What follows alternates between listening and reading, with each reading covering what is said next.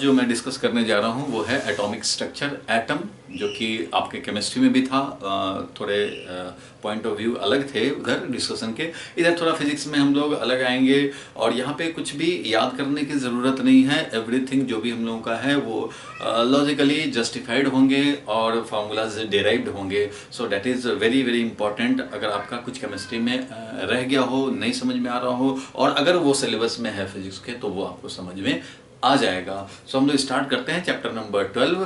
4 marks का इसका weightage है, ऑलमोस्ट 3 मार्क्स का इसका एवरी बोर्ड एग्जाम में आता है।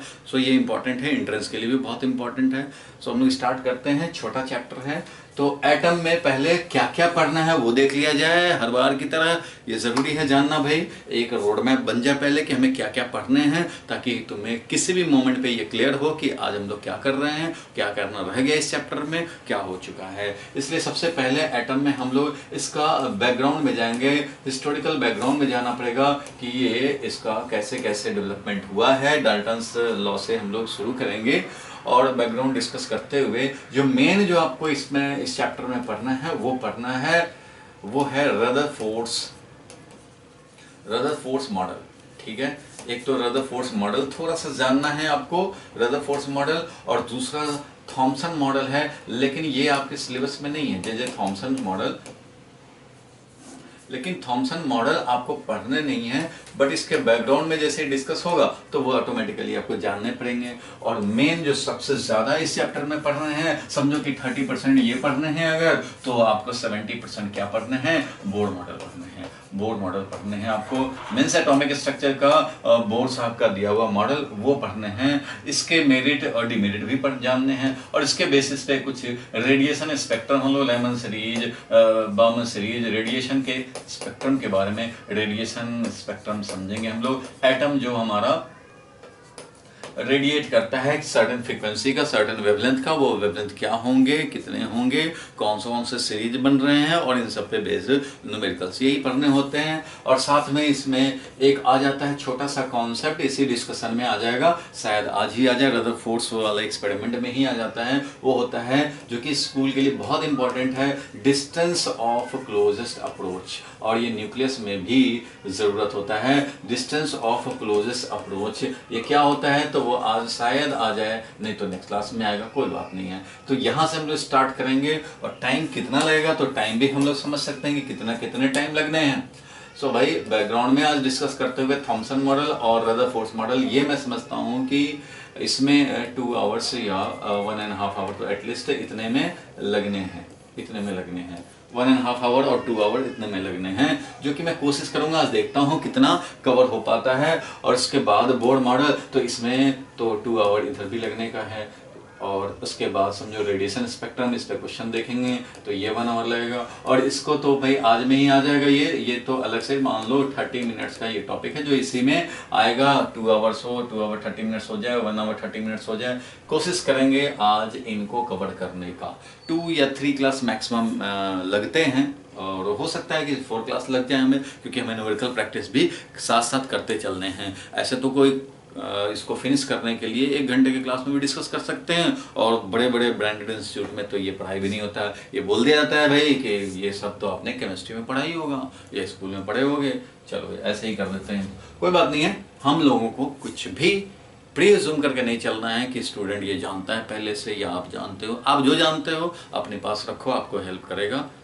ठीक है, आप जो भी जानते हो वो अभी आउटसाइड रखो। हम लोग 0 लेवल से शुरू कर रहे हैं, धीरे धीरे करके समझते जाएंगे। अगर आप जानते हैं या कुछ कन्फ्यूज़न है आपके दूर हो रहे हैं, वो यूज़ हो रहे हैं, तो वो आपका बेनिफिट है। ठीक है, स्टार्ट करेंगे हम लोग स्टार्टिंग से, दैट इज के बैकग्राउंड में चलेंगे।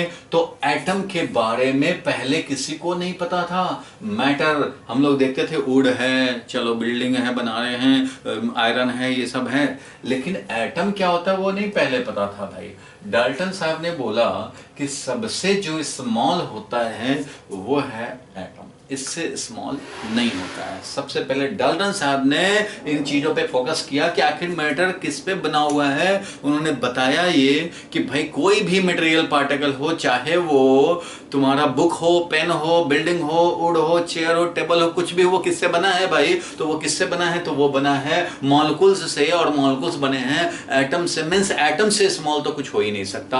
और एटम को हम लोग डिवाइड करना चाहें, स्प्लिट करना चाहें, उसको पार्ट करना चाहें, that is not possible. Dalton साहब का ये कहना था, डाल्टन्स एटॉमिक थ्योरी। उन्होंने क्या कहा भाई? उन्होंने ये कहा कि we can not divide atom, atom is the smallest unit which can make certain matter, जिससे कि कंस्टिट्यूट होता है certain matter. According to Dalton's atomic theory, each substance, कोई भी सब्सटेंस है, चाहे वो कुछ भी हो, each substance is formed of atom, and Dalton assumed that atom is indivisible. We cannot divide, we cannot split atom. मतलब एटम को हम लोग डिवाइड तोड़ नहीं पाएंगे, तोड़ मोड़ नहीं कर पाएंगे, उससे छोटा कुछ होता ही नहीं है। उनका कहना ये था, उन्होंने यही बताया।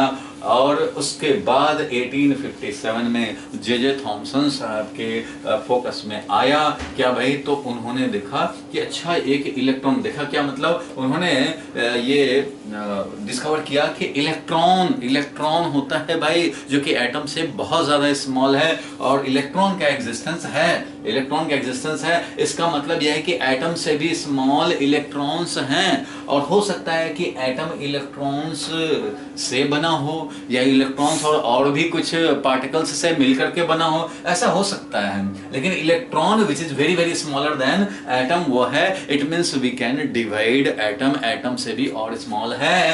तो इन्होंने डिस्कवर किया सबसे पहले जे थॉमसन साहब ने। And the phenomena of photo electric effect का फेनोमेना भी थोड़े टाइम के बाद आ गया। उसने, उस फेनोमेना ने ये पिक्चर क्लियर कर दिया कि यस, इलेक्ट्रॉन एग्जिस्ट करता है। Photo electric effect gives the clear evidence that metallic atom consist of electron. कोई भी मेटल का एटम है तो वो इलेक्ट्रॉन को कंसिस्ट करता है, इलेक्ट्रॉन को रखता है भाई। At the end of 19th century, Goldstein और क्रूक और ये सारे वेरीफाइड किए एक्सपेरिमेंटली। क्या है वेरीफाई किए एक्सपेरिमेंटली भाई? इस डिस्कशन को, इस कंफ्यूजन को दूर किया उन्होंने, सब एक्सपेरिमेंटली वेरीफाई करके ये फाइनली कंक्लूड किया उस टाइम पे that electron is existing and it is constant of atom of all substance. सारे सब्सटेंस के एटम का ये कंस्टेंट है, मींस सबके एटम में इलेक्ट्रॉन्स हैं, प्रेजेंट हैं। And electron is negatively charge, और निगेटिवली चार्ज है, और इसमें कितना निगेटिव चार्ज होता है भाई? तो वो हम लोगों का बाद में कैलकुलेट हुआ, 1.6 × 10⁻⁹ कूलम। तो निगेटिवली चार्ज पार्टिकल है ये electron. And the electron of all the atoms are identical, means कोई भी एटम से इलेक्ट्रॉन आए, आयरन से आए, कैल्शियम से आए, पोटेशियम से आए, सोडियम से आए, किसी से इलेक्ट्रॉन आए, इलेक्ट्रॉन वही है, इलेक्ट्रॉन आइडेंटिकल है, कोई भी डिफरेंस नहीं है। इट मींस इलेक्ट्रॉन अगर आ गया कैल्शियम से या आयरन से, तो हम लोग इलेक्ट्रॉन के बिहेवियर या इलेक्ट्रॉन के बेसिस पे हम लोग इसका कोई भी बिहेवियर स्पेसिफिक नहीं है कि अच्छा ये सोडियम से आया हुआ है इसलिए ऐसा कर रहा है, ऐसा नहीं है। ऑल इलेक्ट्रॉन्स आर आइडेंटिकल, और एक बार इलेक्ट्रॉन आ गया तो यू कैन नॉट डिसाइड कि ये पोटेशियम से आया था कि सोडियम से आया था या कैल्शियम से आया था। It means all electrons are identical and it is not dependent on the origin की कहां से हम लोगों ने इसको निकाल के लाए हैं। सो ये डाल्टन्स एटॉमिक थ्योरी एंड पे आ गया, और डाल्टन एटॉमिक थ्योरी का एंड हुआ।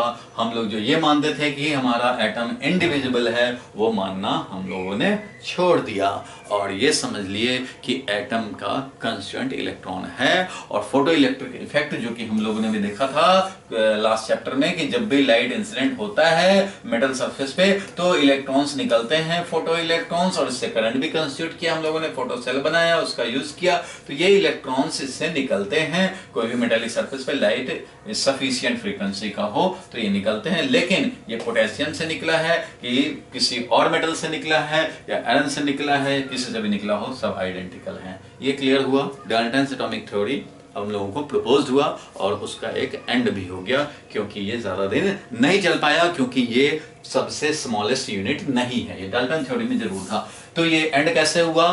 सर जे थॉमसन ने एंड किया आफ्टर डिस्कवरी ऑफ इलेक्ट्रॉन। ठीक है, थॉमसन साहब भी डिस्कवरी किए थे इलेक्ट्रॉन का, जो बाद में एक्सपेरिमेंटली वेरीफाइड हो गया। ठीक है, इसको हम लोग आगे बढ़ाते हैं। अब चलो नेक्स्ट पे चले हम लोग। तो अब ऑटोमेटिकली क्वेश्चन क्या आया भाई, तो ऑटोमेटिकली अब ये क्वेश्चन आ गया कि अच्छा थॉमसन साहब आप कह रहे हैं कि इलेक्ट्रॉन है और वो बिल्कुल स्मॉलर देन एटम है और हर एटम में इलेक्ट्रॉन्स हैं, तभी तो वो इलेक्ट्रॉन निकाल रहा है, फोटो इलेक्ट्रिक इफेक्ट इसका क्लियर एविडेंस है। तो ठीक है भाई, ऐसा जब उन्होंने बताया साइंटिफिक वर्ल्ड को, तो ये क्वेश्चन अराइज किया लोगों ने कि भाई थॉमसन साहब तब आप ये भी बताएं कि एटम आखिर इलेक्ट्रॉन से बना है या इलेक्ट्रॉन है उसमें कंस्ट्रक्ट, तो बाकी जो एटम का स्ट्रक्चर है वो किस तरह का है, इस पे भी थोड़ा सा लाइट थ्रो करें, इस पे भी थोड़ा सा हमें बताएं। तो थॉमसन साहब ने एक एटॉमिक मॉडल प्रपोज कर दिया आफ्टर थिंकिंग, आफ्टर सोचते और उन्होंने फिर एक मॉडल प्रपोज किया। उन्होंने क्या बताया भाई, तो उन्होंने ये बताया कि कोई भी एटम है तो वो किस चीज से बना भाई, तो वो बना है एक स्फेरिकल क्लाउड। एटम के बारे में उन्होंने बताया ये किससे बना है, तो पॉजिटिव चार्ज के स्फेरिकल एक क्लाउड है, समझो कि क्लाउड है स्फेरिकल और पॉजिटिव चार्ज का ये क्लाउड है। पॉजिटिव चार्ज इसमें बिल्कुल इस तरह से यूनिफॉर्मली समझो डिस्ट्रीब्यूटेड है। ये पॉजिटिव चार्ज कैसा है, यूनिफॉर्म डिस्ट्रीब्यूटेड है, यूनिफॉर्मली डिस्ट्रीब्यूटेड पॉजिटिव चार्ज का ये क्लाउड है। इस स्फेरिकल वॉल्यूम में ये हमारा पॉजिटिव चार्ज यूनिफॉर्मली डिस्ट्रीब्यूट हो रखा है, ये क्लाउड है। और उन्होंने बताया भाई कि इलेक्ट्रॉन के बारे में, तो पॉजिटिव चार्ज का क्लाउड है और उन्होंने बताया कि इसमें इलेक्ट्रॉन्स इस तरह से इलेक्ट्रॉन्स हैं, इसमें एम्बेडेड हैं यहाँ वहाँ, मतलब इसमें बीच में समझो कि फंसे पड़े हैं, कोई यहाँ है कोई वहाँ है, तो ये इलेक्ट्रॉन्स इसमें एम्बेडेड हैं, जैसे कि सीड्स होते हैं वाटरमेलन में। वाटरमेलन देखा है ना, तरबूज जो हम लोग खाते हैं गर्मियों में और ठंडा ठंडा कूल, तो ये तरबूज जो है हमारा, इस तरबूज में जिस तरह से रेड होते हैं और उसमें ब्लैक के सीड्स होते हैं, ठीक उसी तरह से वाटरमेलन की तरह पॉजिटिव चार्ज का स्फेरिकल क्लाउड है और ये नेगेटिव इलेक्ट्रॉन्स इसमें एम्बेडेड हैं। इस तरह से वाटरमेलन में यहाँ वहाँ मत पूछो कहाँ, यहाँ वहाँ जहाँ तहाँ मत पूछो कहाँ है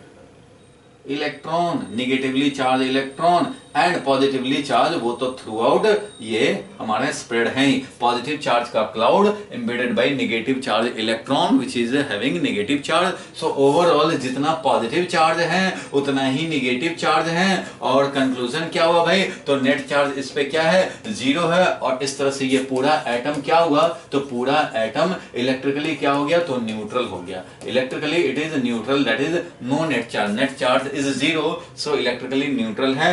This model was named plum pudding model, इसको बोला गया कि ये क्या है, प्लम पुडिंग मॉडल है, proposed by J Thomson. Thompson model यानी कि थॉमसन मॉडल पे जो बेस एटम है उसको हम लोग थॉमसन एटम भी बोलते हैं। So Thomson atom is basically a spherical cloud, positively charge spherical cloud, और जितना पॉजिटिवली चार्ज का ये क्लाउड है उतना ही नेगेटिव चार्ज सीड्स की तरह एम्बेडेड है, फिटेड है इसमें, such that net charge is 0 and overall the atom is neutral। Electrically ये क्या है, ओवरऑल न्यूट्रल है। तो यही जे थॉमसन का प्लम पुडिंग मॉडल है। ठीक है, क्लियर है। स्कूल में आए तो क्या लिखोगे भाई, बेसिक क्वेश्चन आ जाए तो क्या लिखेंगे, तो after discovery of electron it was clear that each atom has structure of its own. Her atom का अपना अपना स्ट्रक्चर है भाई। वो किस तरह का स्ट्रक्चर है, तो 1998 में J Thomson proposed that atom is basically a spherical cloud, basically a spherical cloud of positive charge with electrons embedded in it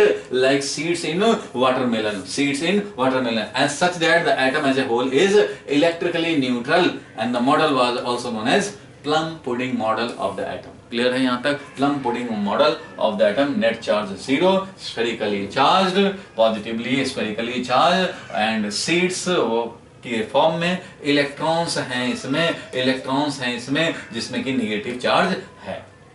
overall charge is 0। ठीक है, this is called plum pudding model of J Thompson atom का ये plum pudding model है। चलो अब next पे चले हम लोग, ये तो बैकग्राउंड में आ गए हम लोग देख लिए, लेकिन प्लम पुडिंग मॉडल में बहुत सारे डिमेरिट रहे जिसके चलते ये भी बहुत ज्यादा दिन नहीं चल पाया, ज्यादा दिन का एक्सेप्टेंस इस मॉडल का नहीं रहा और ये भी एक एंड पे आ गया। कब भाई? तो mainly after Rutherford experiment. Rutherford साहब ने जब एक्सपेरिमेंट करवाया, उनके दो स्टूडेंट ने, गीगर एंड मार्सडेन, जब एक्सपेरिमेंट किया और उसके ऑब्जर्वेशन देखे गए और ऑब्जर्वेशन को एक्सप्लेन करने का कोशिश किया गया on the basis of J Thomson model, तो it was a total failure. उसको एक्सप्लेन नहीं कर पाए और उसी टाइम पे ये मॉडल एंड हो गया। ठीक है, तो इस चीज को हम लोग समझ सकते हैं कि what was Thompson model. Thompson model तो हम लोग समझ चुके हैं भाई, ये तो देख ही लिया कि एटम बेसिकली ये है, स्फेरिकल क्लाउड तो ये तो देखा ही। नेक्स्ट पे देखने हम लोगों को, नेक्स्ट पे देखने हैं तो Thomson proposed that the atom is basically a cloud, ये तो देख लिया plum pudding model. And Thomson model do accounted for, देखो यही है यहाँ पे इसका कि इसमें डिमेरिट क्या रहा। Thompson atom model do accounted for the neutrality of atom, atom neutral है वो तो एक्सप्लेन कर दिए कि भाई जितना पॉजिटिव चार्ज है उतना ही नेगेटिव चार्ज है, so it is electrically neutral, but it could not explain the other atomic phenomena. Other atomic phenomena कौन कौन सा एक्सप्लेन नहीं कर पाया ये मॉडल? कौन सा मॉडल? यही plum pudding model. Negative charge electrons यहाँ वहां जहां तहां, मत पूछो कहां कहां, और पॉजिटिव चार्ज बाकी पॉजिटिव चार्ज का है और हमारा नेगेटिव चार्ज इलेक्ट्रॉन एम्बेडेड है। तो क्या क्या ये एक्सप्लेन नहीं कर पाया, क्या क्या डिमेरिट रहा? तो 3 डिमेरिट है basically, 3 demerit. Could not explain the atomic phenomena, जो एटॉमिक फिनोमेना है वो एटॉमिक इसका स्पेक्ट्रम है, मींस ये जो रेडिएशन दिखाता है इस वेवलेंथ का, इस वेवलेंथ का, इस वेवलेंथ का, इस वेवलेंथ का, बाकियों का क्यों नहीं? बाकी और क्यों नहीं? ये सर्टेन फ्रीक्वेंसी सर्टेन वेवलेंथ का ही क्यों एटॉमिक स्पेक्ट्रम दिखा रहा है, क्यों रेडिएशन दिखा रहा है? इस बात का एक्सप्लेनेशन नहीं हुआ। ठीक है, इमिशन ऑफ लाइट स्पेक्ट्रम, यही बात, लाइट स्पेक्ट्रम जो दिखा रहा है उसका नहीं। स्टेबिलिटी ऑफ एटम, स्टेबल क्यों है ये एटम, ये ब्रेक क्यों नहीं होता, ये स्टेबल क्यों है एटम, मतलब ऐसे के ऐसे ही एटम कैसे रह जाता है भाई? स्टेबिलिटी ऑफ द एटम का एक्सप्लेनेशन नहीं मिला। और अल्फा पार्टिकल एक्सपेरिमेंट, जो अल्फा पार्टिकल एक्सपेरिमेंट किया गया, अल्फा पार्टिकल एक्सपेरिमेंट क्या था भाई? तो एक गोल्ड फॉइल लिया गया, क्या लिया गया? एक गोल्ड फॉइल लिया गया, थिन शीट ऑफ गोल्ड, और इसमें अल्फा पार्टिकल से हम लोगों ने स्कैटरिंग कराया। तो क्या देखा गया भाई कि most of the alpha particle undeviated चले जाते हैं विदाउट एनी डेविएशन। कुछ ही अल्फा पार्टिकल हैं जो लार्ज एंगल पे डेविएशन दिखाते हैं और कुछ ही हैं जो यू टर्न हो जाते हैं, वापस आ जाते हैं। तो ये जो ऑब्जर्वेशन है रदरफोर्ड एक्सपेरिमेंट का, उसका एक्सप्लेनेशन भी थॉमसन मॉडल से नहीं मिल पाया। 3 डिमेरिट, एटॉमिक स्पेक्ट्रम नहीं एक्सप्लेन हो पाया, स्टेबिलिटी ऑफ एटम नहीं हमारा मिल पाया भाई, इसका एक्सप्लेनेशन नहीं मिला, और क्या तो रदरफोर्ड एक्सपेरिमेंट का भी एक्सप्लेनेशन, रदरफोर्ड एक्सपेरिमेंट के जो भी हमारे ऑब्जर्वेशंस थे वो हमारे एक्सपेरिमेंटल फैक्ट का एक्सप्लेनेशन यहाँ से नहीं आ पाया और इस तरह से थॉमसन मॉडल का एंड हो गया। क्लियर है? यही लिखा हुआ है यहाँ पे। प्लम पुडिंग मॉडल तो हम लोगों ने देख ही लिया था, तो इस तरह से थॉमसन मॉडल फेल हो गया। इसके बाद हम लोग आ रहे हैं रदरफोर्ड स्कैटरिंग एक्सपेरिमेंट। तो रदरफोर्ड एक्सपेरिमेंट आपको पता ही है कि ये जब एक्सपेरिमेंट हुआ तभी तो थॉमसन मॉडल का एंड हुआ। और ये एक्सपेरिमेंट किसने किया? तो गीगर एंड मार्सडेन नाम के 2 स्टूडेंट, 2 फॉलोअर रदरफोर्ड के। ठीक है, इन 1911 that is 1911 Giger and Marsden under the guidance of Rutherford studied the scattering of alpha particle from the thin gold foil। thin gold foil से alpha particle का scattering कराया और उसका स्टडी करना शुरू किया कि ये ऑब्जर्वेशन हो रहे हैं, क्यों हो रहे हैं, कैसे हो रहे हैं। कुछ कंफ्यूजन हुआ, चले रदरफोर्ड साहब के सामने, तो रदरफोर्ड साहब को रिपोर्ट किया उन्होंने कि ये फाइंडिंग मिला, ऐसा ऐसा फाइंडिंग मिला है और हम लोग ऐसा सोच रहे हैं। फिर रदरफोर्ड साहब ने उस पर फाइनल कंक्लूजन निकाला। ठीक है, तो किसने किया? तो गीगर एंड मार्सडेन। ये भी 1 मार्क्स का क्वेश्चन बनता है भाई, तो ये आपको याद रखना चाहिए। नेक्स्ट क्वेश्चन पे चलें तो what was the experimental setup? तो एक्सपेरिमेंटल सेटअप ये है इस गोल्ड फॉइल एक्सपेरिमेंट का। तो ये समझो कि हमारा गोल्ड फॉइल यहाँ फिक्स किया हुआ है, गोल्ड फाइल यहाँ पे समझो फिक्स किया हुआ है, एक इधर से हमने फिक्स कर दिया और ये गोल्ड फाइल ऐसे, और इधर से हमने एक सपोर्ट देकर के फिक्स कर दिया। ये है गोल्ड फाइल, समझो टॉप व्यू सीलिंग से दिखा रहे हैं, सीलिंग से दिखा रहे हैं, मतलब यहाँ पे एक सीट है, समझो ये वाला एक सीट है और इधर से हमारा अल्फा पार्टिकल को स्ट्राइक कराएंगे। तो ये टॉप व्यू, ऊपर से हम लोग दिखा रहे हैं, टॉप व्यू दिखा रहे हैं, ऊपर से व्यू देख रहे हैं कि भाई ये एक शीट है, इधर से फिक्स किया हुआ, इधर से फिक्स किया हुआ, और इधर से अल्फा पार्टिकल आ रहा है, और ये बिस्मथ का हमने सोर्स लिया हुआ है, ये सोर्स है, रेडियो एक्टिव सब्सटेंस है ये बिस्मथ, ये हमारा क्या करेगा, अल्फा पार्टिकल निकालेगा, बहुत डायरेक्शन में निकालेगा, इधर भी निकालेगा, इधर भी निकालेगा, अल्फा पार्टिकल तो इधर इधर निकलते रहेंगे, लेकिन हमें क्या करना है, स्ट्राइक कराना है गोल्ड फॉइल पे। इसलिए हम लोगों ने इसमें ये एक स्लिट बनाया यहाँ से, और इधर दो दो स्लिट का अरेंजमेंट किया है, सच दैट कि जो बिल्कुल हॉरिजॉन्टल जा रहे हों वही आगे बढ़ पाए, मीन्स इस डायरेक्शन में ही आगे हमें इलेक्ट्रॉन मिल पाए। जो इधर जाएंगे वो ऐसे चले जाएंगे, अल्फा पार्टिकल चले जाएंगे, जो ऐसे जाने वाले होंगे वो भी फिल्टर आउट हो जाएंगे, जो थोड़ा ऐसे जाने वाले होंगे ये भी फिल्टर आउट हो जाएंगे, जो बिल्कुल हॉरिजॉन्टल हैं वही आएंगे, और ये मिल जाएगा हमें क्या, fine collimated beam of alpha particle. Fine collimated concentrated beam means cross section जो होगा ऑलमोस्ट यूनिफॉर्म क्रॉस सेक्शन का हमारा अल्फा पार्टिकल का एक बीम मिलेगा, फास्ट मूविंग अल्फा पार्टिकल, ठीक है। और ये अल्फा पार्टिकल जब स्ट्राइक करेगा इस गोल्ड फॉइल से, तो देखो एक्सपेरिमेंटल अरेंजमेंट जो है वो मैं एक्सप्लेन कर रहा हूं। जैसे ये स्ट्राइक किया गोल्ड फॉइल से, इसका ओरिजिनल डायरेक्शन ये है, इस ओरिजिनल डायरेक्शन से सपोज करो हमने 30 डिग्री पे देखना है, तो 30 डिग्री पे हमने एक रिसीवर लिया, ये इसको सेंटिलेशन काउंटर भी बोलते हैं। इसमें एक स्क्रीन सामने लगा होता है जिंक सल्फाइड का, जिंक सल्फाइड का स्क्रीन लगा होता है। इससे क्या होता है भाई, तो जब भी alpha particle gate स्ट्राइक्ड on the zinc sulphide screen, zinc sulphide screen पे जैसे स्ट्राइक करता है, इसमें लाइट फ्लैशेस प्रोड्यूस होते हैं। क्या होते हैं, लाइट फ्लैशेस प्रोड्यूस होते हैं, और वो लाइट फ्लैश इतना छोटा होता है कि हम लोग ऐसे नॉर्मली नहीं देख पाएंगे, मुश्किल होगा, लेकिन इसको माइक्रोस्कोप के थ्रू हम लोग व्यू कर सकते हैं, देख सकते हैं, और उन लाइट फ्लैशेस को काउंट कर लेता है, इसलिए इसका नाम है सेंटिलेशन काउंटर। तो ये काउंट करता है और बताता है कि अच्छा इस particular angle of scattering 30 degree के लिए कितना एंगल, कितना हमें रिसीव हुआ है, इस पर्टिकुलर थीटा के लिए कितना रिसीव हुआ, 30 डिग्री वाले के लिए कितना number of alpha particle receive हुए। फिर इसको हम लोग रोटेटेबल स्क्रीन है, समझो रोटेटेबल, ये इसको हमने रोटेट करके अब इस कलेक्टर को हमने सेंटिलेशन काउंटर को यहाँ ले आए। अब ये 60 डिग्री पे देख रहे हैं, 60 डिग्री पे कितना अल्फा पार्टिकल हमें रिसीव हो रहा है वो हमें काउंटर बता देगा भाई, तो ये पता लग जाएगा। फिर हमारा 70 डिग्री पे कितना आएगा वो पता लग जाएगा, इधर आए तो 90 डिग्री पे कितना आ रहा है ऑलमोस्ट वो पता लग जाए, इधर कितना जा रहा है 120 डिग्री पे, मीन्स ओरिजिनल डायरेक्शन से कितना 120 डिग्री पे, ये कितना आ रहा है तो यहाँ भी रिसीव करके हम लोग और काउंट करा सकते हैं। फिर इधर कितना आ रहा है वो भी हम लोग देख सकते हैं, इधर भी काउंटिंग हो सकता है। तो इसको रोटेट करा करा करके हम लोगों ने काउंट किया कि कितने अल्फा पार्टिकल हैं corresponding to certain angle of scattering, corresponding to certain angle of scattering. तो ये देखा कि ये ग्राफ किस तरह का आया भाई, तो इधर नंबर ऑफ अल्फा पार्टिकल दिखा रहे हैं और इधर हमारा एंगल ऑफ स्कैटरिंग दिखा रहे हैं। तो इससे ये देखा गया कि angle of scattering 0 means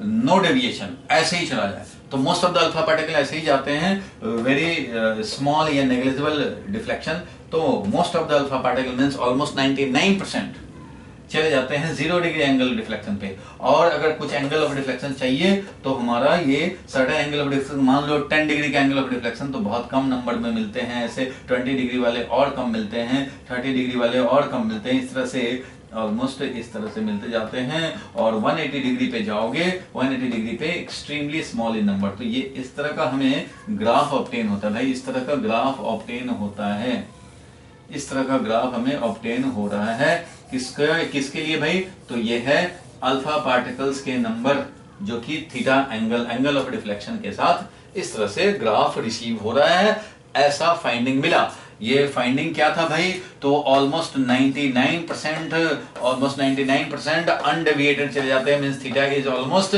0 degree.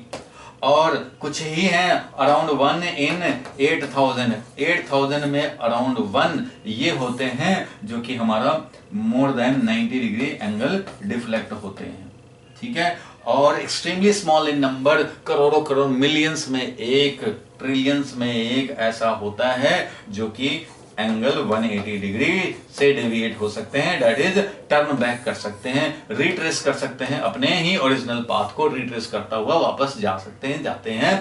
ये सब फाइंडिंग था, ये सब फाइंडिंग था, ऑब्जर्वेशन था इस एक्सपेरिमेंट का, ठीक है। अब देखो, ये तो समझ गए, लिखना चाहोगे तो लिख भी सकते हो, लेकिन इन सबको सिस्टमेटिकली लिखा हुआ है, आप समझने को समझ गए। अब लिखा हुआ मैं दिखा दूंगा तो अपने आप क्लियर हो जाएंगे, ठीक है, कोई परेशानी नहीं होगी। तो चलो देखो भाई कैसे कैसे हम लोग, तो इसको हटा रहा हूँ मैं, इसको हटा रहा हूँ, इसको मिटा रहा हूँ। चलो इसको मिटा दिया हमने, जो था हमारा ओरिजिनल वो आ गया, अब ओरिजिनल आ गया। चलो देखो यहाँ पे क्या है, तो दे ऑब्जर्व, कौन ऑब्जर्व किया भाई, तो गीगर एंड मार्सडेन, उन्होंने ऑब्जर्व किया that most of the alpha particle, जो भी समझा, pass through the gold foil without any appreciable deflection, कोई अप्रिसिएबल डिफ्लेक्शन नहीं हुआ। Only about 0.41%, 0.41% of the incident alpha particle scattered by more than 1 degree, only 0.1, 99.6% almost undeviated चला गया। More than 1 degree का deflection किस में आया, 0.41% only of the alpha particle gets deflected for more than 1 degree, ठीक है, more than 1 degree. And about 1 in 8000 deflects by more than 90 degree. More than 90 degree का deflection किसको मिलता है, ऑलमोस्ट 1 in 8000। याद रखेंगे, डेटा याद रखेंगे, क्योंकि 1 मार्क्स में आ सकता है ये सब, ठीक है। And alpha particle may be deflected backward but that number is extremely small, millions में एक। क्लियर है यहां तक? तो ये था ऑब्जर्वेशन, ये क्या था, observation in the alpha particle experiment. Observation ये था, एक्सपेरिमेंटल सेटअप ये था। स्लिट A1 A2 क्या था, तो fine collimated beam almost uniform cross section का इंश्योर करने के लिए fast moving electron, fast moving हमारा alpha particle, fast moving alpha particle का फाइन कॉलिमेटेड बीम आए, अल्फा पार्टिकल स्ट्राइक करे गोल्ड फॉइल को, इसलिए हम लोगों ने ये अरेंजमेंट किया है। ऑब्जर्वेशन क्या हुआ वो लिखा हुआ है।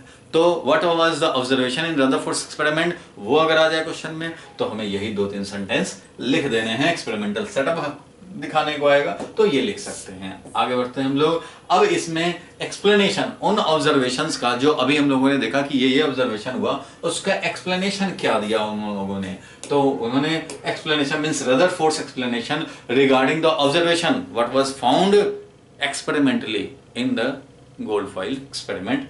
तो एक्सप्लेनेशन ये है, to explain the experimental observation, जो भी ऑब्जर्वेशन थे regarding the scattering of alpha particle, Rutherford ने ये प्रिज्यूम किया, उन्होंने ये अज्यूम किया that most of the mass and entire positive charge of the atom must be concentrated in a tiny central core of the atom। अब जरा समझो इस बात को क्या कहना चाह रहे हैं। रदरफोर्ड साहब on the basis of experimental observation बताया कि most of the mass and all positive charge is concentrated in very very small volume, जिसका नाम आगे चल करके उन्होंने क्या दिया, न्यूक्लियस। अब जरा इस बात को ध्यान से समझना, ऑब्जर्वेशन क्या था, मोस्ट ऑफ द अल्फा, ये कहाँ से ऑब्जर्वेशन है वो जरा मैं क्लियर करना चाहता हूँ कि ये जब देखा गया कि ये गोल्ड फॉइल है और most of the alpha particle क्या कर रहे हैं, चले जा रहे हैं ऐसे ही, चले जा रहे हैं ऐसे ही, मतलब उनका समझो कि कुछ इंटरेक्शन ही नहीं हो रहा, अनडिविएटेड चले जा रहे हैं, अनडिविएटेड चले जा रहे हैं, कोई इंटरेक्शन हो ही नहीं रहा समझो गोल्ड फॉइल से, ऐसे ही चले गए बस। और क्या हुआ, तो कुछ अल्फा पार्टिकल क्या है वो हमारे डिफ्लेक्ट हो जा रहे हैं, और कुछ क्या हो रहे हैं, बहुत कम है नंबर में, ये नंबर में करोड़ में एक है, तो वो टर्न बैक हो रहे हैं। क्या हो रहे हैं, टर्न बैक हो रहे हैं, मींस रिट्रेस कर रहे हैं। तो रिट्रेस कब करेगा, कोई अल्फा पार्टिकल हो, 4 mu मास होता है उसका, 4 एटॉमिक मास यूनिट मास होता है अल्फा पार्टिकल, हीलियम न्यूक्लियस, वो टर्न बैक कर जाए। टर्न बैक मतलब पॉजिटिव चार्ज है, टर्न बैक हो जाए। देखो भाई, मास से इंटरेक्शन तो अट्रैक्टिव होता है, पता है ना, एक मास दूसरे मास को क्या कर सकता है, अट्रैक्ट कर सकता है, रिपेल तो नहीं कर सकता।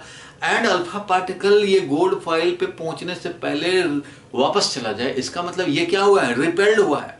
रिपेल्ड हुआ है तो कौन रिपेल करेगा, देखो इलेक्ट्रोस्टैटिक ही हो सकता है, ये ग्रेविटेशनल नहीं हो सकता, ग्रेविटेशनल तो अट्रैक्ट होता है। इसलिए गोल्ड फॉइल का कुछ भी मास इस मास वाले अल्फा पार्टिकल को अट्रैक्ट कर सकता है ग्रेविटेशनली, बट इसका रिपल्सन हुआ तो रिपल्सन और कौन कर सकता है, तो that can be only through charge, that is electrostatic repulsion हुआ है। अच्छा, इलेक्ट्रोस्टैटिक रिपल्सन हुआ है तो इलेक्ट्रोस्टैटिक रिपल्सन कैसे होगा, ये तो पॉजिटिवली चार्ज है, तो पॉजिटिव चार्ज को कौन रिपेल करता है, पॉजिटिव चार्ज रिपेल करता है। इसका मतलब कि गोल्ड फॉइल की तरफ जाने वाले इलेक्ट्रॉन्स, करोड़ों करोड़ इलेक्ट्रॉन्स में से एक को ऐसा मौका मिलता है, 2 को ऐसा मौका मिलता है जो कि टर्न बैक करने का टेंडेंसी रखता है, दैट इज उसका जरूर इंटरेक्शन हो रहा है पॉजिटिव चार्ज से।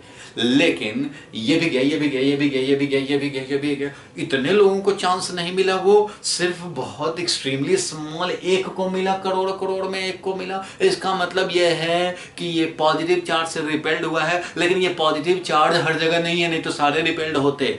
ये कहीं कहीं कहीं है, मीन्स मोस्टली जो स्पेस है वो खाली है, इम्प्टी है, चलता चला जा रहा है। एटम इतना बड़ा है अगर, तो मोस्टली इम्प्टी है, इसलिए चला जा रहा है अल्फा पार्टिकल। लेकिन कुछ ही अल्फा पार्टिकल टर्न बैक का टेंडेंसी रख रहा है। इसका मतलब उसको स्पेशल बिहेवियर मिला। क्या स्पेशल? कि वो रिपेल्ड हो जाए पॉजिटिवली चार्ज। इसका मतलब वहां पॉजिटिव चार्ज था, इसका मतलब वहां पे पॉजिटिव चार्ज था। कहां पे? करोड़ों करोड़ में से एक को ऐसा मौका मिला है। इसका मतलब कि out of large space relatively we are getting only a very small volume, जिसकी तरफ अल्फा पार्टिकल जाने वाला टर्न बैक कर रहा है। इसका मतलब उस वेरी स्मॉल वॉल्यूम में क्या है? पॉजिटिव चार्ज है। और हर जगह वो बात नहीं है, हर जगह वो बात नहीं है। अगर हर जगह वो बात होता तो हर अल्फा पार्टिकल के साथ वैसा इंटरेक्शन होता। ऐसा नहीं हुआ, एक के साथ ऐसा इंटरेक्शन हो रहा है, वो भी करोड़ों करोड़ में। तो इसका मतलब कि पूरा जो बिहेवियर है वो कहीं कहीं स्पेशल बिहेवियर मिल रहा है। वो स्पेशल बिहेवियर क्या है? पॉजिटिव चार्ज को रिपेल करने का टेंडेंसी, मीन्स वो पॉजिटिवली चार्ज है। दूसरी बात कि वो वेरी वेरी स्मॉल वॉल्यूम है, और ये 4 AMU मास, अल्फा पार्टिकल का 4 AMU का मास वो रिपेल्ड हो जाए, तो इसका मतलब 4 AMU से बहुत ज्यादा हेवी मास वाला होगा, तब वो रिपेल्ड होगा। अब मान लो M मास का हो और ये 4M वाला हो, 4 AMU वाला, तो ये तो भाई वो तो टेनिस बॉल और फुटबॉल हो जाए तो मार के उसको निकाल देगा। अगर ये रिपेल्ड हो रहा है तो कोई रिपेल्ड कब होता है भाई? जब ये बहुत ज्यादा मास वाला हो, हेवियर मास वाला हो। जिस तरह से हम लोगों ने 11th क्लास में पढ़ा है कोलिजन, कि अगर कॉस्को बॉल थ्रो कर दिया और इधर ट्रक है, तो भाई ट्रक को धक्का मार के आगे बढ़ा सकता है या तो फिर वापस आ सकता है। होगा क्या? अगर कोई ट्रक खड़ा हो और पीछे से हम लोग कॉस्को बॉल मार दें तो क्या होगा भाई? तो वो टर्न बैक करके वापस आ जाएगा बॉल, और ट्रक को कुछ नहीं होगा। तो क्यों हो रहा है ऐसा? क्योंकि this mass is very very small, M2 is very very larger than M1। तो वही बात यहाँ पे हम लोग रदरफोर्ड साहब ने ये कंक्लूजन निकाला कि अच्छा पॉजिटिवली रिपेल्ड हो जा रहा है, मतलब पॉजिटिव चार्ज है, और ये इस मास के रिस्पेक्ट में बहुत ज्यादा हेवियर मास वाला है, तभी ऐसा हो रहा है। और बाकी जगह ये बिहेवियर नहीं है। इसका मतलब मोस्टली खाली है, और ये वेरी वेरी स्मॉल वॉल्यूम, जो कि बहुत कम पार्टिकल को ऐसा, अल्फा पार्टिकल को ऐसा मौका मिलता है टर्न बैक करने का, तो उसी को इंटरेक्शन करना पड़ता है। किससे? हेवी मास से और पॉजिटिवली चार्ज से उनका इंटरेक्शन हो रहा है, बाकियों का नहीं हो रहा। बाकियों का कोई इंटरेक्शन नहीं हो रहा है, मोस्टली ऐसे ही चले जा रहे हैं। 99.5% ऑलमोस्ट ऐसे ही चले जा रहे हैं। It means most of the space of the atom is empty and very small volume having positive charge and almost all mass is concentrated in very small volume. क्यों वेरी स्मॉल वॉल्यूम? तो क्योंकि specially certain alpha particle को ही ऐसा encounter हो रहा है। तो इस बेसिस पे ये कंक्लूजन आ गया। अब तो समझ गए होंगे। To explain the experimental observation regarding the scattering of alpha particle, Rutherford presumed that most of the mass and entire positive charge of the atom must be concentrated in a tiny central core of the atom. This central core was called atomic nucleus. इसी का नाम उन्होंने atomic nucleus दिया। And the radius of atomic nucleus is about 10⁻⁻⁴ to 10⁻⁵ times the size of the radius of the atom. देखो भाई, atom का radius 10⁻⁻10 metre का होता है, ठीक है, ये एटम का साइज है। और न्यूक्लियस का जो साइज होता है, न्यूक्लियस का साइज, तो न्यूक्लियस का जो साइज होता है वो होता है 10⁻14 टू 10⁻15 मीटर का। ये रेडियस होता है न्यूक्लियस का। इट मीन्स इसका और इसमें क्या डिफरेंस है? 10⁻⁻4 10⁻⁵ times the radius of the atom. Thus most of the space of the atom is empty। क्योंकि देखो भाई, इससे रेडियस इसका लाखों टाइम्स कम है। 10⁻⁵ मीन्स 1 लाख, तो लाखों टाइम्स कम है। इसमें अगर तुम 1 लाख से मल्टीप्लाई करो, 50 से मल्टीप्लाई करो, तब जाकर के ये आएगा। इसलिए न्यूक्लियस के साइज से लाखों टाइम्स एटम का साइज बड़ा है, और एटम के साइज से लाखों टाइम्स न्यूक्लियस का साइज स्मॉल है। और रेडियस का अगर लाखों टाइम्स कम है तो वॉल्यूम में तो 4/3 पाई आर क्यू होता है, वॉल्यूम ऑफ द स्फीयर क्या होता है 4/3 पाई आर क्यू। तो जब रेडियस में ही लाखों टाइम्स कम है तो क्यूब करेंगे तो सोच लो कितना ज्यादा हो जाएगा। So it is very very small, nucleus का साइज एक्सट्रीमली स्मॉल है, बहुत ज्यादा स्मॉल है, ठीक है। तो ये देख रहे हो 10⁻⁵ times the radius of an atom, thus most of the space in an atom is empty and the scattering of alpha particle is due to elastic collision between the atom nucleus and the alpha particle। ये क्यों scattering हो रहा है, जो थोड़े बहुत deviation हो रहे हैं वो क्यों हो रहे हैं, उन्होंने एक्सप्लेन किया भाई, तो वो इसलिए हो रहे हैं क्योंकि कुछ ही एटम को न्यूक्लियस के पास जाने का मौका मिलता है, बाकी जो एटम के पार्ट हैं वो ऐसे चले जाते हैं, ऐसे चलते चले जाते हैं, ऐसे चलते चले जाते हैं अल्फा पार्टिकल, बस ये जो न्यूक्लियस तरफ जा रहे हैं वही टर्न बैक का टेंडेंसी रखते हैं। So most of the space of the atom is empty.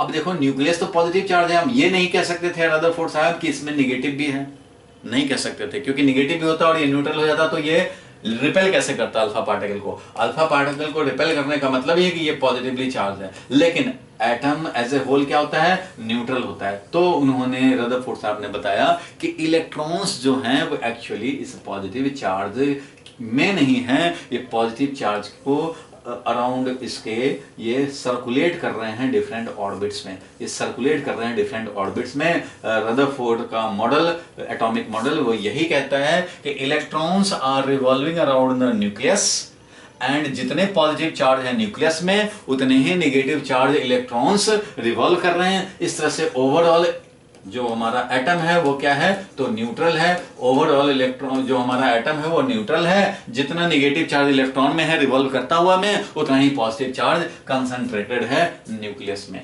इस तरह से इलेक्ट्रिकल न्यूट्रलिटी भी एक्सप्लेन्ड हुआ और ये रदरफोर्ड एक्सपेरिमेंट में जो ऑब्जर्व हुए वो भी एक्सप्लेन्ड हुए।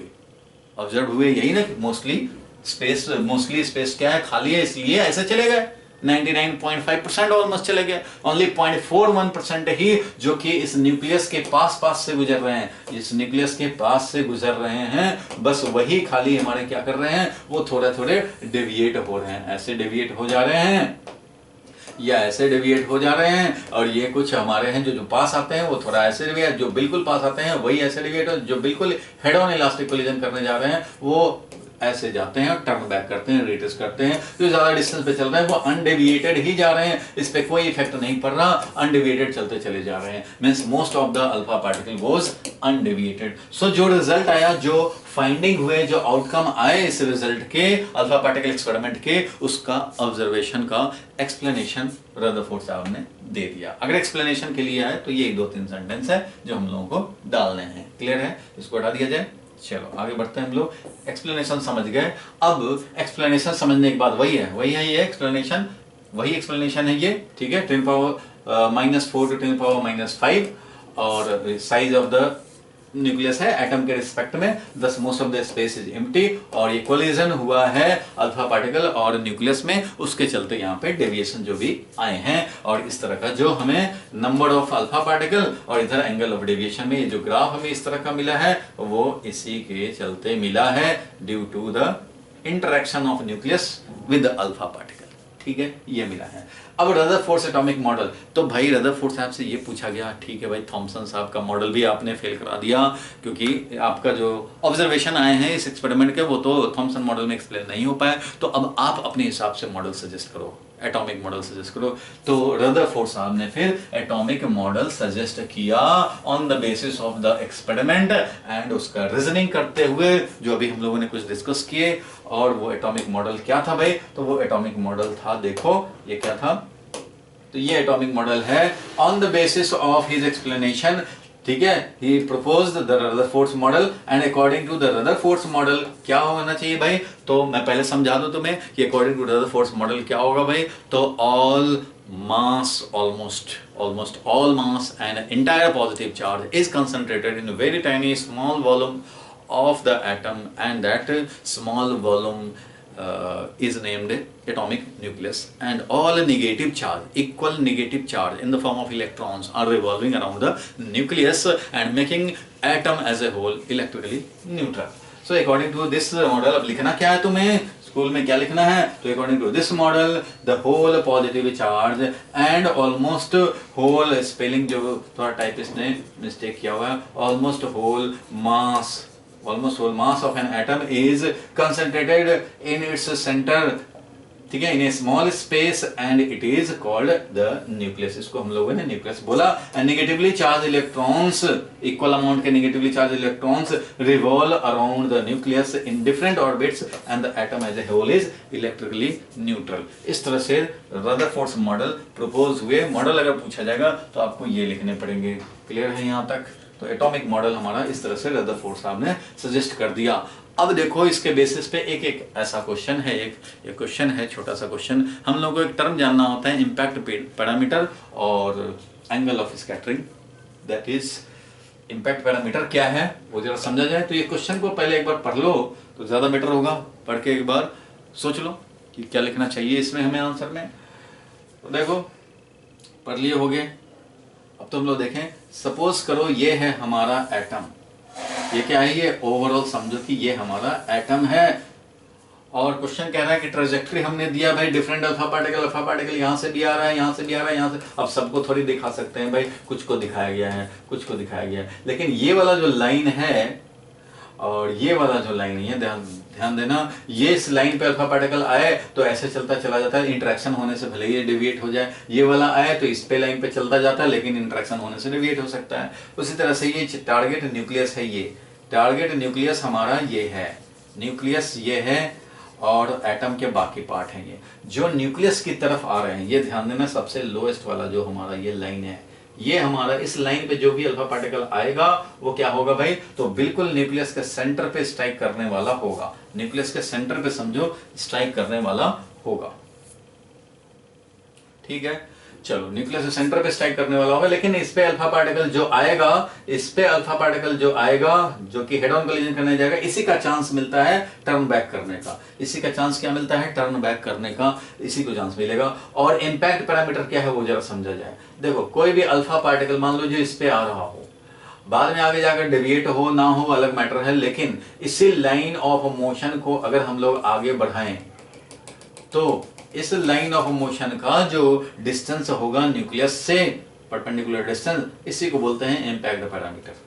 अगर मान लो इस अल्फा पार्टिकल, ये जो अल्फा पार्टिकल आ रहा है, इसका इंपैक्ट पैरामीटर की बात करें तो इसका लाइन ऑफ मोशन जब अल्फा पार्टिकल न्यूक्लियस से दूर था, इसके इन्फ्लुएंस से अवे था, तब उस कंडीशन में जो अल्फा पार्टिकल का मोशन डायरेक्शन था, इसी को अगर आगे बढ़ाएं हम लोग तो ये ऐसे आगे बढ़ता हुआ आया। अब इसका जो डिस्टेंस होगा, this is called impact parameter. Similarly अगर हम लोग बात करें तो कोई और भी ले लें हम लोग, मान लो कि हमारा एक अल्फा पार्टिकल ये आ रहा है, ये अल्फा पार्टिकल आ रहा है, ये ऐसे जाता जा रहा है, जाता जा रहा है और ये आगे आकर के ऐसे डेविएट हो गया, कोई बात नहीं है। लेकिन ये अगर हमारा जब ये लार्ज डिस्टेंस पे था, दैट इज इसके इन्फ्लुएंस से दूर था, न्यूक्लियस के इन्फ्लुएंस से दूर था, तब ये ऐसे लाइन पे मोशन कर रहा था। उसी लाइन ऑफ मोशन को अगर हम लोग आगे बढ़ाएंगे तो ये ऐसे चला जाता, ऐसे लाइन से इसको जाना चाहिए था। अगर ये अनडेविएटेड होता तो ऐसे जाता, लेकिन ये क्या हुआ, जैसे ये पॉजिटिव चार्ज न्यूक्लियस के इफेक्ट में आया, पास में आया, तो इस पे रिपल्सिव फोर्स लगा, क्योंकि ये भी क्या है, पॉजिटिव चार्ज है और अल्फा पार्टिकल क्या है, पॉजिटिव चार्ज है। इस पे पॉजिटिव चार्ज +2e है और इस पे पॉजिटिव चार्ज कितना है, Ze है। Z is atomic number of protons. तो एक प्रोटॉन का E चार्ज होता है, इसलिए Ze होता है पूरा चार्ज न्यूक्लियस में। तो चलो जो भी था, ये पॉजिटिव चार्ज था, कितना था वो तो बाद में पता लगा। ये पॉजिटिव चार्ज था और ये भी पॉजिटिव चार्ज था, इनमें रिपल्सन हुआ, एक दूसरे के पास मत आओ भाई, रिपल्सिव फोर्स लगाया, जिसके चलते इसका जो मेन जो डायरेक्शन, एक्चुअल जो डायरेक्शन ऑफ मोशन हुआ वो ऐसे हो गया और ये ऐसे चला गया। बट इसका कोई डेविएशन अगर नहीं होता तो ये होता। तो इसका इंपैक्ट पैरामीटर क्या होगा, तो इसके सेंटर से ये डिस्टेंस, ये है इसका इंपैक्ट पैरामीटर, जिसको कि हम लोग B से रिप्रेजेंट करते हैं। ये जो है इंपैक्ट पैरामीटर है। When alpha particle is at a very large distance from the nucleus, that is out of the influence of the nucleus, then its distance, किसका distance, तो line of motion of alpha particle का distance from the nucleus, center of the nucleus is known as impact parameter, उसको B से represent करते हैं। Clear है यहाँ तक बात? तो नाम जो दिया जाएगा बी का नाम, ये बी का नाम क्या है? इंपैक्ट पैरामीटर है। अगर इंपैक्ट पैरामीटर 0 हो तो इसका मीनिंग समझ रहे हो? इंपैक्ट पैरामीटर 0 होने का मतलब है कि ये सेंटर की तरफ ही जा रहा है। इंपैक्ट पैरामीटर 0 का मतलब है कि बिल्कुल ये सेंटर ऑफ द न्यूक्लियस पे जाएगा। इंपैक्ट पैरामीटर अगर लार्ज वैल्यू का है तो इसका मतलब ये सेंटर से बहुत अवे जाएगा। अगर इंपैक्ट पैरामीटर का और वैल्यू ज्यादा है तो इसका मतलब ये और न्यूक्लियस से ज्यादा डिस्टेंस पे होगा, तो डेविएशन होने का चांस और कम हो जाएगा। जितना क्लोज टू न्यूक्लियस होगा, मींस जितना इंपैक्ट पैरामीटर कम होंगे उतना ही डेविएशन होने का चांस ज्यादा होगा। और जब इंपैक्ट पैरामीटर बिल्कुल 0 हो जाएगा तब ये टर्न बैक वाला टेंडेंसी आएगा। और ये इतना बड़ा एटम है कि मोस्टली अल्फा पार्टिकल अनडेविएटेड चले जाते हैं। इतना एक्सप्लेनेशन समझने के बाद अब हम लोग बात करें कि ये क्वेश्चन क्या था। ठीक है, तो क्वेश्चन था trajectory traced by different alpha particle in the Geiger Marsden experiment is as shown. ये ट्रेजेक्टरी दिए हुए हैं। ठीक है, अब मैं हटा देता हूं इस डिस्कशन को, इसको हटा दिया। चलो अब जरा देखें हम लोग ट्रेजेक्टरी के बारे में कि ये जो ट्रेजेक्टरी दिया हुआ था, what name are given to the symbol B and theta as shown. तो सिंबल बी का नेम क्या दिया गया? सिंबल बी का नेम दिया गया इंपैक्ट पैरामीटर। क्या दिया गया नाम? तो इंपैक्ट पैरामीटर मींस इंपैक्ट जो करने जा रहा है वो कितने पैरामीटर से? अगर इंपैक्ट पैरामीटर 0 है इट मींस उसको बिल्कुल मारने जा रहा है, सेंटर पे मारने जा रहा है। इंपैक्ट पैरामीटर लार्ज होगा तो इसका मतलब थोड़ा अवे रहेंगे, जा तो रहे हैं एटम की तरफ लेकिन बिल्कुल न्यूक्लियस पे नहीं जा रहे हैं। सो नेम इंपैक्ट पैरामीटर था फर्स्ट वाला बी, और थीटा क्या है? एंगल ऑफ स्कैटरिंग बोले या डेविएशन एंगल बोले, एंगल ऑफ डिफ्लेक्शन बोले। And what can we say about the value of B for theta equal to 0। अच्छा, जिसका थीटा 0 है, थीटा 0 मतलब undeviation, theta equal to 0 means no deviation, कोई भी डेविएशन ही नहीं होगा। तो जिसके लिए एंगल ऑफ डेविएशन 0 है इसका मतलब उसका इंपैक्ट पैरामीटर क्या हुआ होगा? लार्ज वैल्यू का हुआ होगा। जो लार्ज वैल्यू के होंगे वही हमारा 0 डेविएशन में होंगे, मींस बी इज लार्जर। जिसके लिए नो डेविएशन उसके लिए इंपैक्ट पैरामीटर इज लार्जर। ठीक है, क्लियर है यहाँ तक? और बात करें हम लोग किसकी, तो अब कह रहा है कि theta is equal to pi radian हो, जिसके लिए पाई रेडियन हो भाई, पाई रेडियन। तो पाई रेडियन का मतलब क्या हुआ कि आया और वापस चला जाए, क्योंकि ऐसे आया ऐसे चला जाएगा तो ये एंगल ऑफ डेविएशन हो जाएगा, ऐसे आया ऐसे चला जाए तो ये एंगल ऑफ डेविएशन हो जाए। पाई होने का मतलब ऐसे अगर हो जाए तो ये एंगल ऑफ डेविएशन है, पाई मतलब वापस चला जाए, सेम लाइन को रिट्रेस करता हुआ चला जाए। तो ऐसा कब होगा भाई? तो इसके लिए इंपैक्ट पैरामीटर का वैल्यू क्या होना चाहिए? 0 होना चाहिए। So for theta angle of deflection is equal to 180 degree, that is pi, we should have impact parameter almost 0 होना चाहिए, तभी ऐसा हो सकता है। अगर थीटा हमारा 0 चाहिए तो उस कंडीशन में इम्पैक्ट पैरामीटर लार्ज रखो, और थीटा अगर हमें पाई चाहिए तो इम्पैक्ट पैरामीटर का वैल्यू 0 रखना पड़ेगा, 0, तभी हमारा हेड ऑन कोलिजन होने जाएगा। इम्पैक्ट पैरामीटर 0 का मतलब क्या हुआ? हेड ऑन कोलिजन होना। ठीक है, ये हेड ऑन कोलिजन का मतलब हुआ कि ये हेड ऑन कोलिजन करने जा रहा है। क्लियर है यहाँ तक? अब कोई कंफ्यूजन नहीं होना चाहिए इस वाले क्वेश्चन के लिए। ठीक है, आगे बढ़ते हैं हम लोग, नेक्स्ट क्वेश्चन पे चलें। नेक्स्ट क्वेश्चन देखो, यही इसी का आंसर है जो हम लोगों ने भी डिस्कस किया। The symbol B is known as impact parameter और theta is angle of scattering, और थीटा इक्वल टू 0 के लिए बी हैज लार्जर वैल्यू और theta equal to pi radian के लिए बी हैज ऑलमोस्ट 0 वैल्यू। ठीक है, ये तो हम लोगों ने देख लिया। Find an expression for distance of closest approach, ये वेरी वेरी इंपॉर्टेंट है, एक डेरिवेशन है जो कि वेरी वेरी इंपॉर्टेंट है भाई, डिस्टेंस ऑफ क्लोजेस्ट अप्रोच जानना। ठीक है, डिस्टेंस ऑफ क्लोजेस्ट अप्रोच, ये जरा हम लोग समझें ये क्या हुआ, तो ये कैसे हम लोग समझेंगे, कैसे निकाल पाएंगे वो जरा देखते हैं हम लोग। डिस्टेंस ऑफ क्लोजेस्ट अप्रोच निकालना चाहते हैं, देखो कैसे निकालेंगे। सपोज करो डिस्टेंस ऑफ क्लोजेस्ट अप्रोच अभी है क्या, पहले वो समझे। ये है हमारा न्यूक्लियस जिसका कि चार्ज कितना होगा? प्लस जेडी होगा, बिल्कुल ठीक है। और इसके सेंटर से हम लोग एक अल्फा पार्टिकल जा रहा है इसकी तरफ, अल्फा पार्टिकल जा रहा है, यहाँ पे मान लो एक अल्फा पार्टिकल है जो कि इधर जा रहा है, इसकी तरफ जा रहा है अल्फा पार्टिकल। ठीक है, और ये जैसे जैसे आगे बढ़ेगा भाई, देखो ये +2 है चार्ज, यहाँ पे कितना है? प्लस जेडी चार्ज है। पॉजिटिव पॉजिटिव में क्या होगा? रिपल्सन होगा। पॉजिटिव पॉजिटिव में तो क्या होना है? रिपल्सन तो होना ही है भाई। तो पॉजिटिव पॉजिटिव में जो रिपल्सन हो रहा है जरा उसका ध्यान रखेंगे हम लोग।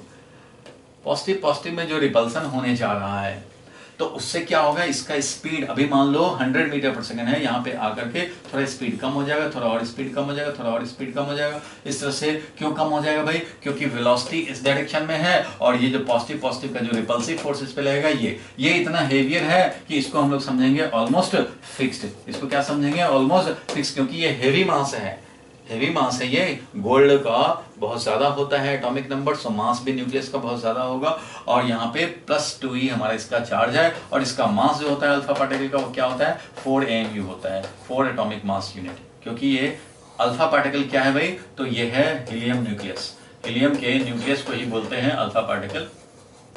अब जरा देखो, ये due to repulsion, Coulombian repulsion, जो फोर्स लगेगा वो फोर्स, रिपल्सिव फोर्स कितना लगेगा भाई, तो याद है तुम्हें इलेक्ट्रोस्टैटिक्स से 1/4πε0 और Q1 Q2 यानी कि 2e इधर और ZE इधर अपॉन r², ये फोर्स लगेगा। जैसे जैसे r डिक्रीज होगा, देखो r जैसे जैसे आगे बढ़ेगा ये r डिक्रीज होगा, as alpha particle moves, as alpha particle, जैसे जैसे अल्फा पार्टिकल मूव करेगा, जैसे जैसे मूव करेगा आर विल डिक्रीज, आर पास होता जाएगा, आर मतलब सेपरेशन, आर मींस क्या, सेपरेशन, आर विल डिक्रीज, और आर डिक्रीज करने से क्या होगा, फोर्स विल इंक्रीज, फोर्स जो रिपल्सिव फोर्स है वो क्या करेगा भाई, तो वो रिपल्सिव फोर्स इंक्रीज होगा, और रिपल्सिव फोर्स इंक्रीज होगा तो वेलोसिटी क्या होना है, और ज्यादा रिपल्सन, और तो रिपल्सन क्या करेगा, वेलोसिटी को डिक्रीमेंट कराएगा, वेलोसिटी धीरे धीरे कम होता जाएगा, कम होता जाएगा, कम होता जाएगा ड्यू टू रिपल्सन, और कम हो गया, और कम हो गया, और कम हो गया, और यहाँ आते आते 0 हो गया। उसके बाद ये क्या करेगा, टर्न बैक करेगा, उसके बाद क्या करेगा ये, तो टर्न बैक करेगा। तो इसके बाद हम लोग टर्न बैक वाला इधर दिखा रहे हैं, अब ये वापस इसी पे आने लग गया, same path will be retraced, और इस बार डायरेक्शन क्योंकि उधर ही है वेलोसिटी का और फोर्स का भी वही डायरेक्शन है, इसलिए इस बार वेलोसिटी धीरे धीरे बढ़ता जाएगा और जो इसका ओरिजिनल वेलोसिटी था यहाँ पे ऑलमोस्ट उतना मिल जाएगा। तो लेकिन यहाँ पे आकर के वेलोसिटी क्या हो गया, यहाँ पे आकर के वेलोसिटी हो गया 0, ठीक है, यहाँ पे आकर वेलोसिटी क्या हो गया, तो यहाँ पे वेलोसिटी है 0, और इस डिस्टेंस को हम लोग बोलते हैं, ये जो डिस्टेंस है इसी को बोलते हैं closest approach, distance of closest approach, इसको बोलते हैं डिस्टेंस ऑफ क्लोजेस्ट अप्रोच। यही वैल्यू हमें कैलकुलेट करने हैं, 3 मास का डेरिवेशन, 2 मास का डेरिवेशन आते हैं, वेरी वेरी इंपॉर्टेंट है।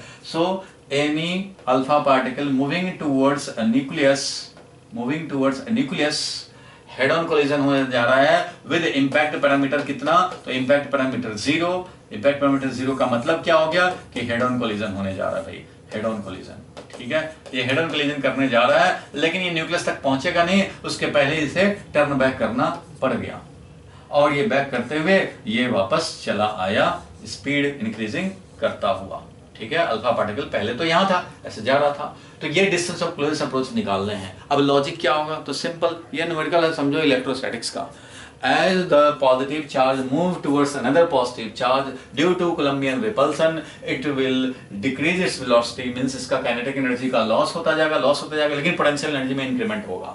कैसे, तो पोटेंशियल एनर्जी होता है 2 चार्ज का, क्या होता है भाई, तो Q1 Q2 अपॉन क्या होता है बताओ, 4πε0r होता है, Q1 Q2 अपॉन 4πε0r होता है potential energy of the 2 charge system. बोलो भाई, पोटेंशियल एनर्जी तो यही होता है, यही होता है potential energy of 2 positive charge भाई रिपल्सन के अगेंस्ट जा रहा है, तो पोटेंशियल एनर्जी हमारा यही स्टोर होगा धीरे धीरे धीरे धीरे, पोटेंशियल एनर्जी जो बनेगा वो बनेगा Q1 Q2 अपॉन 4πε0r। अब देखो जरा इससे, as alpha particle moves towards the nucleus, R will decrease, ठीक है, मोशन जैसे जैसे प्रोसीड करेगा, मोशन के चलते R डिक्रीज होगा धीरे धीरे, और R डिक्रीज होगा तो यहाँ पोटेंशियल एनर्जी क्या होगा, ये भी पॉजिटिव चार्ज है भैया, ये भी पॉजिटिव चार्ज है भैया, दोनों पॉजिटिव चार्ज है, इसमें क्या परेशानी है, और R डिक्रीज हो रहा है, सिंस R डिनोमिनेटर में है और इसका वैल्यू डिक्रीज हो तो पोटेंशियल एनर्जी इंक्रीज होगा, means potential energy will increase, kinetic energy का क्या होगा, तो काइनेटिक एनर्जी डिक्रीज करते जाएंगे, तो जैसे जैसे मोशन होगा पोटेंशियल एनर्जी में इंक्रीमेंट होगा और काइनेटिक एनर्जी में डिक्रीमेंट होगा, मींस स्पीड विल डिक्रीज, तो kinetic energy will decrease, kinetic energy भी क्या होगा, डिक्रीज होगा। As alpha particle moves R decreases, R decrease होता जाएगा, स्पीड डिक्रीज होता जाएगा, काइनेटिक एनर्जी डिक्रीज होगा, बट पोटेंशियल एनर्जी इंक्रीज होगा, और यहां पे आकर के काइनेटिक एनर्जी हो गया 0 और पोटेंशियल एनर्जी हो गया मैक्सिमम, पोटेंशियल एनर्जी क्या हो गया मैक्सिमम, उससे हमारा R डिक्रीज हो नहीं सकता, इसलिए उससे ज्यादा पोटेंशियल एनर्जी बढ़ नहीं सकता। यहाँ पे क्या है, यहाँ इंटरेक्शन नहीं हो रहा है, यहाँ पे पोटेंशियल एनर्जी ऑलमोस्ट क्या है, पोटेंशियल एनर्जी ऑलमोस्ट जीरो है, क्योंकि यहाँ पे ये न्यूक्लियस से बहुत दूर है, न्यूक्लियस से बहुत दूर है, इसलिए इसका इन्फ्लुएंस नहीं है और इसका फोर्स नहीं है। अब जब फोर्स नहीं है तो पोटेंशियल एनर्जी नहीं एग्जिस्ट करेगा, क्योंकि यहाँ पे फोर्स नहीं है तो इंटरेक्शन नहीं है, इंटरेक्शन नहीं है तो इनफाइनाइट से यहाँ तक लाने का वर्क डन जीरो रहेगा, सो पोटेंशियल एनर्जी जीरो रहेगा। तो यहाँ पोटेंशियल एनर्जी ऑलमोस्ट जीरो है और इधर पोटेंशियल एनर्जी हमारा स्टोर होगा। यहाँ काइनेटिक एनर्जी मैक्सिमम है, यहाँ पे काइनेटिक एनर्जी जो है वही हमारा मैक्सिमम है, और अगर v स्पीड से चल रहा हो, u स्पीड से चल रहा हो तो हाफ mu², यही काइनेटिक एनर्जी है किसका, अल्फा पार्टिकल का। बैकग्राउंड तैयार है, 2 सेंटेंस लिखने हैं, डिस्टेंस ऑफ क्लोजेस्ट अप्रोच मिल जाएगा। क्लियर है? एक्सप्लेनेशन नेक्स्ट पेज पे है, मैं दिखा दूंगा बुक में कैसे एक्सप्लेन होता है, आपको कैसे लिखना चाहिए, बट ये एक्सप्लेनेशन अभी क्लियर होना चाहिए कि as alpha particle moves R decreases, और आर डिक्रीज होगा तो पोटेंशियल एनर्जी इंक्रीज और काइनेटिक एनर्जी डिक्रीज होगा। और जब ये इस पॉइंट पे पहुंच जाएगा, मान लो ये बी पॉइंट है, ए पॉइंट से चला था और बी पॉइंट पे पहुंच गया, तो ए पे हमारा काइनेटिक एनर्जी है, बी के पे जाकर के काइनेटिक एनर्जी जीरो हो गया और पोटेंशियल एनर्जी ही मैक्सिमम हो गया। सो इसको हटा रहा हूं नीचे, कैलकुलेशन जरा कर दिया जाए। पोटेंशियल एनर्जी में कन्वर्ट हो गया है, ठीक है, for A to B motion. A to B motion में क्या हुआ भाई, तो kinetic energy of alpha particle, kinetic energy of alpha particle is converted into, ये कन्वर्ट हो गया किधर, converted into potential energy, potential energy at point B, point B पे, दैट इज वो कितने सेपरेशन पे था, और नॉट सेपरेशन पे था। उस कंडीशन में तो हम लोग लिख सकते हैं कि अगर एनर्जी कंजर्वेशन लिखेंगे तो kinetic energy initial plus potential energy initial is equal to kinetic energy final plus potential energy final, ये लिख सकते हो, लिख सकते हो भाई, बिल्कुल लिख सकते हो। तो यहाँ पे काइनेटिक एनर्जी इनिशियली कितना था भाई, तो जो भी काइनेटिक एनर्जी था वो काइनेटिक एनर्जी ही था, पोटेंशियल एनर्जी तो ऑलमोस्ट जीरो था। और यहाँ पे काइनेटिक एनर्जी जीरो हो गया, बट पोटेंशियल एनर्जी क्या हो गया भाई, तो ये हो गया Q1 Q2 upon 4πε0r। Q1 Q2 upon 4πε0r ना लिख करके पूरा ही लिख देते हैं भाई। Q1 था 2e अल्फा पार्टिकल का, और इसका था ZE डिवाइडेड बाई 4πε0, और उस कंडीशन में पहुंच चुका है R0 सेपरेशन पे, तो R0 सेपरेशन यूज कर लेंगे, ये पोटेंशियल एनर्जी। ठीक है, ये सेंटेंस लिख करके हम लोग R0 का वैल्यू कैलकुलेट कर सकते हैं। ठीक है, इधर वाला मैं डिलीट कर रहा हूं, इधर वाला हटा रहा हूं, थोड़ा इसको दिखा दूं। देखो इसका अल्टरनेट मेथड ये भी सोच सकते थे, हमने क्या किया, ये मैकेनिकल एनर्जी कंजर्वेशन किया, ये क्या किया हमने, मैकेनिकल एनर्जी कंजर्वेशन किया, काइनेटिक प्लस पोटेंशियल वहां, काइनेटिक प्लस पोटेंशियल यहां। ठीक है, मींस ये हुआ मैकेनिकल एनर्जी कंजर्वेशन, क्योंकि कोई डिसिपेटिव फोर्स तो है नहीं, ये हुआ मैकेनिकल एनर्जी का कंजर्वेशन, मैकेनिकल एनर्जी कंजर्वेशन हुआ है। अब जरा हम लोग बात करें, ये मैकेनिकल एनर्जी कंजर्वेशन यहां लिख दिया, और अब हम लोग बात करने जा रहे हैं कि इसको हम लोग ऐसे भी लिख सकते थे कि as particle moves, as particle alpha particle जो है वो मूव जैसे जैसे करेगा, as particle moves its kinetic energy is converted into potential energy, is, ठीक है, its kinetic energy goes into potential energy. समझ रहे हो बात जो लिखा है मैंने, तो kinetic energy is converted into potential energy, ये जो मैंने पहले भी लिखा है पोटेंशियल एनर्जी में कन्वर्ट होता है, इसलिए हम लोग ऐसा लिख सकते हैं कि लॉस ऑफ काइनेटिक एनर्जी जो हुआ is equal to gain in potential energy. Loss of kinetic energy जो भी हुआ है किसमें, ए टू बी मोशन में, तो loss of kinetic energy is equal to gain in potential energy. Loss कितना हुआ, अरे भाई पूरा का पूरा काइनेटिक एनर्जी ही लॉस होके जीरो हो गया, इट मींस के था वो जीरो हो गया, तो लॉस इतना हुआ है। गेन इन पोटेंशियल एनर्जी क्या हुआ भाई, अरे तो पोटेंशियल एनर्जी तो ऑलमोस्ट जीरो था पहले, पोटेंशियल एनर्जी ऑलमोस्ट जीरो था, और पोटेंशियल एनर्जी यहाँ पे गेन होकर के आ गया कितना, ट्वाइस जेड, कितना पोटेंशियल एनर्जी आ गया यहाँ पे, तो twice Z E square. Potential energy जो यहाँ पे आ गया वो क्या था, twice Z E square divided by 4πε0 R0। तो ऐसे लिखें कि जैसे जैसे हमारा पार्टिकल मूव किया, काइनेटिक एनर्जी पोटेंशियल एनर्जी में कन्वर्ट हुआ, so loss of kinetic energy is gain in potential energy, ऐसे लिख लो, या मैकेनिकल एनर्जी कंजर्वेशन कर लो, तब भी लिख क्या रहे हो तुम, लिख तो यही रहे हो कि ये हमारा kinetic energy is equal to, ये प्लस है साइन, ये kinetic energy is equal to potential energy, ये तो लिख रहे हैं K is equal to this potential energy, तो यहां भी ये लिख रहे हैं K is equal to this potential energy.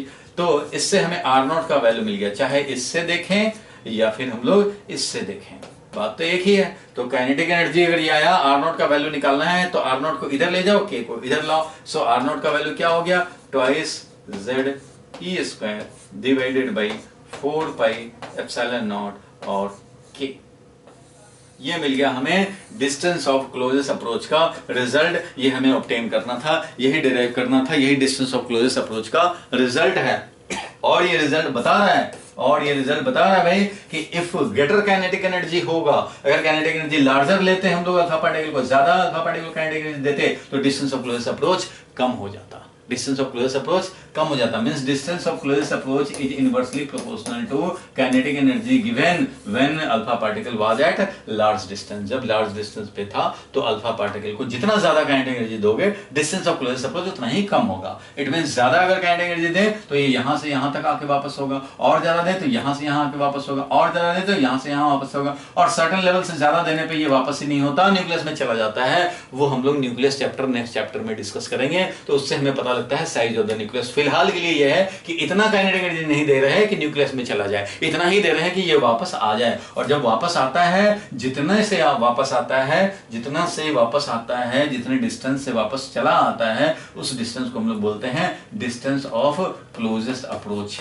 This is called distance of closest approach. R naught greater is the value of kinetic energy, smaller will be the distance of closest approach. ये समझ गए बिल्कुल अच्छे से।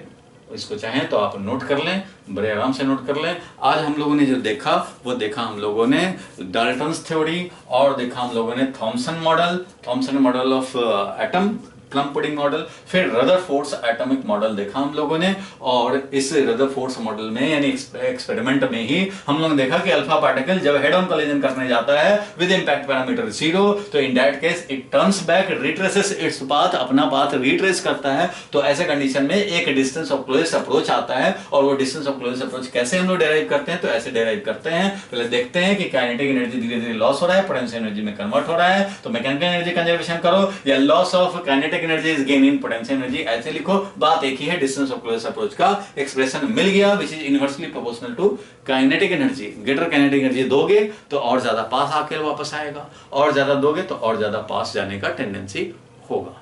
ठीक है, इसके आगे का टॉपिक हम लोग नेक्स्ट क्लास में देखेंगे।